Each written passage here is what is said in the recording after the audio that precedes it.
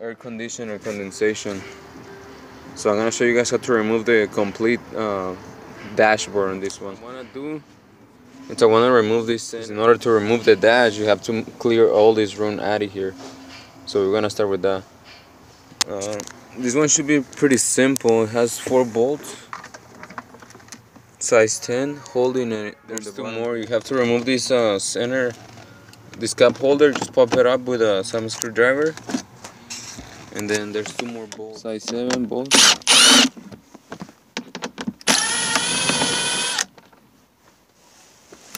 Slide it back because this hose is attached to the front.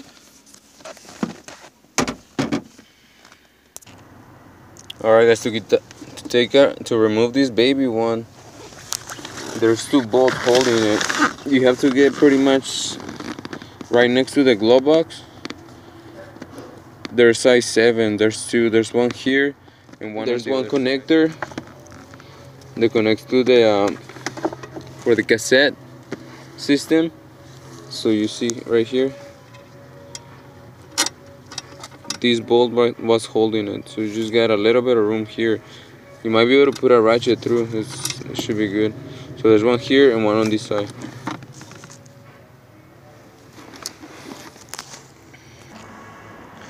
So on this side, guys, just to make more room, the more room you have, the better. We need to remove this cover right underneath the steering column.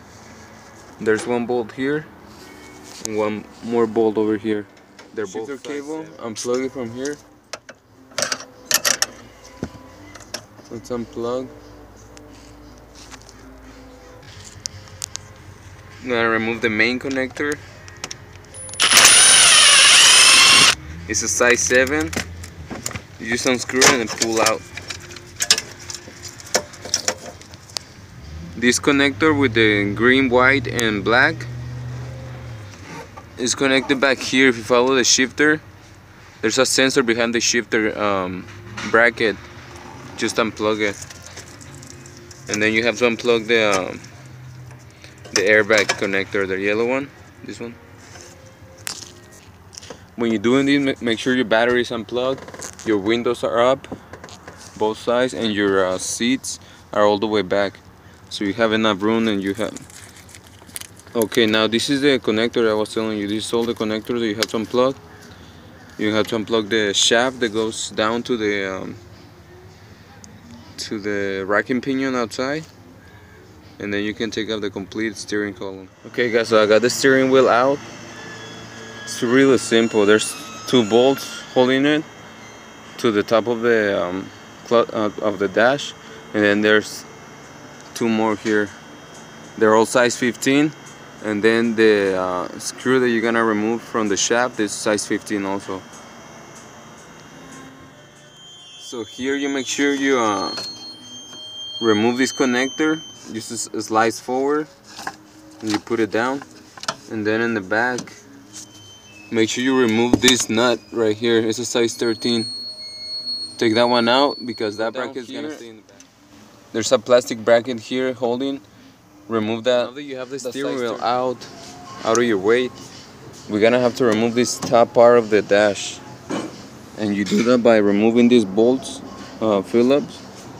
You have to remove your bands. One here, one more here, and you have to remove this cover around it. There's a bolt here, 7, 7, 7. Just go around this lip, and you're gonna find all the bolts that you need to remove. Okay, so I'm ready to take off this top cover out. In order to get this out, you have to remove this handle that goes right here in the middle, and just the bolts all around. When you're ready to pull this top cover out, you have to pull back because that slides into that. So make sure you just slide it out when you're ready to take it out.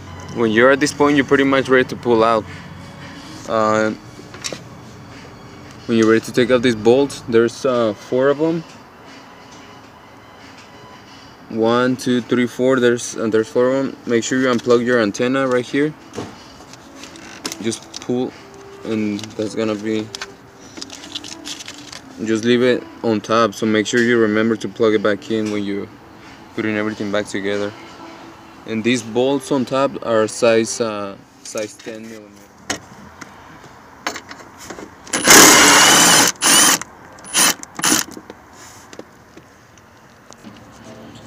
On this side, once you remove this 1, 2, 3, 4, 2 bolts, 2 nuts, there's one more about right here. You can only see it if you remove the air, the vent right here. And this is the extension that's going inside to it. It's a size 15. Alright guys, so I have everything unplugged and it doesn't want to come out. Why do you think that is? Okay, I removed these 4 bolts here,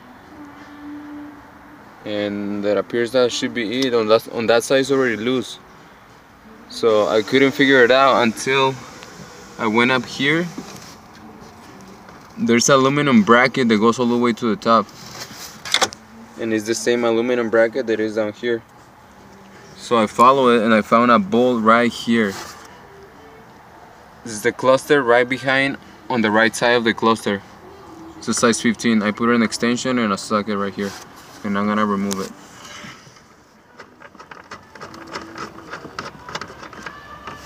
This is a size 15 socket.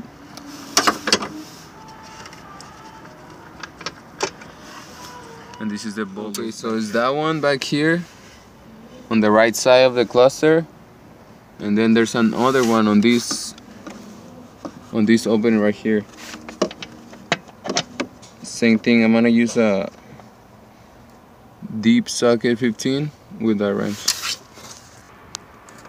There it is. So it's this one. So there's 2 hiding in the back here, and that should be it.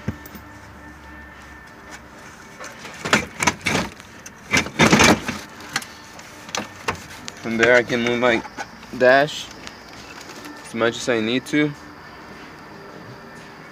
Don't forget to, you have to remove this door panel right here on the on the driver's side, on the passenger side. This one, and there's a few connectors you have to unplug. After you remove it, this is how it's gonna look on the driver's side. You don't have to remove the cluster, you don't have to remove the radio, you don't have to remove the glove box. Come outside, you connect your AC machine. We have the high side fitting here and the low side fitting here. Alright, I got my 2 lines secured here. I'm gonna turn on the machine, open the valves, and just go to recover. I'm gonna start recording, recovering everything on the AC system. If you don't have the machine, guys, go to a mechanic shop local to you guys and just to evacuate the system, because you're gonna have all the freon leaked out if you just remove the bolts back here. Guys, I forgot to say, you do have to remove this cover underneath. There's 1 bolt here, 1 here, almost in the middle, and there's 1 on this side, like right next to this housing. And also, to get to this housing, there's a bolt here. That's the main reason why I removed this cover. There's a bolt here holding it, so you can take it out. It's a size 7. They're all size 7. Alright guys, so I already evacuated the freon. The first thing you want to do, you want to remove this nut here to unplug this line, and make sure you put a rag, because sometimes there's a little bit left over of pressure and you don't want to get it in your eyes. So make sure you put a rag, loose this nut, and take off the line with the rag covering the hole so you don't get sprays on. Alright, so I'm gonna remove this 13 right here.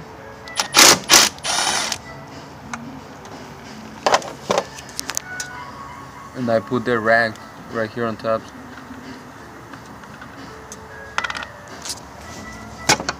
You heard that? It was like a little bit of vacuum in it. So that's it.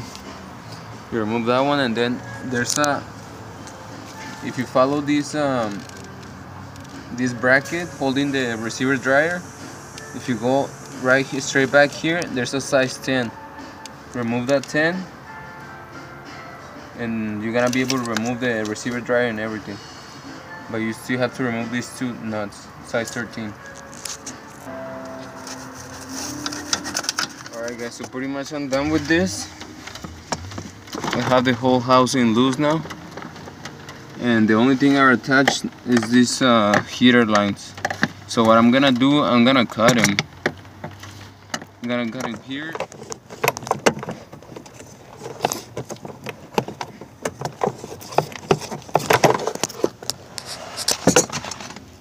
So that's how I cut it, and then I just pull the hoses on the other side, and I deal with how to remove that hose.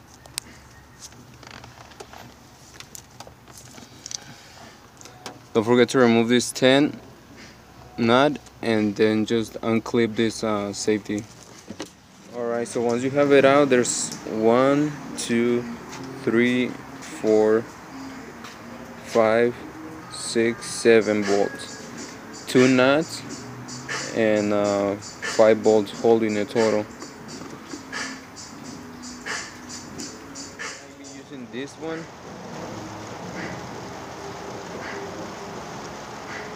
And this is like a regular fuel tool to remove any fuel lines. You pretty much have to force this in on both sides. Make sure you push it all the way in. Once it's inside, you turn it too. Basically what you're doing with the white clip, there's like 4 little clips inside. They have to be pushed to the side, and then you can slide the tube out. So that's how you remove those lines. And then they're just ready, so when you get your new heater cord, just clip them back in, and so you're good to go. I got the new heater cord already installed. Don't forget your two 5.5 bolts. Then just on this side, I got my new heater cord in. The lines, I just have to push them in and they will lock into place. But I like to put some WD-40 just to make it go easy and don't damage the seal. Then we can start putting all the AC lines back together. Make sure and double check that you have your O-rings, like this one, your gaskets. Alright guys, so I'm finally done with this truck. Everything is back, steering wheel is back. I actually have it running.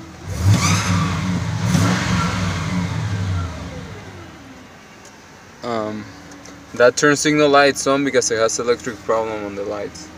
But it just came in for to repair the coolant leak on the heater core. So that's not that's a different project. Alright guys, I hope you guys